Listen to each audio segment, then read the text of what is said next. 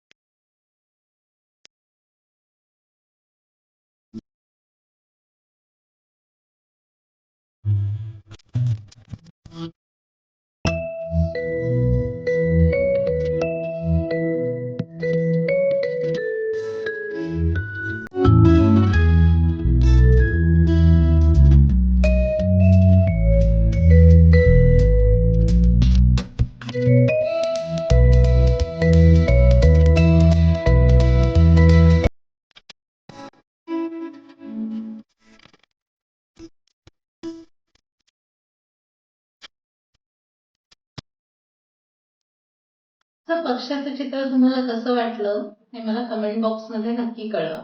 तुम्हाला तेलकट खडू वापरताना कोणकोणत्या अडचणी येतात माझ्याशी शेअर करा. यूट्यूबवर सबस्क्राईब आणि इंस्टाग्रामवर फॉलो करायला विसरू नका. लाईक आणि शेअर करा. थँक्यू.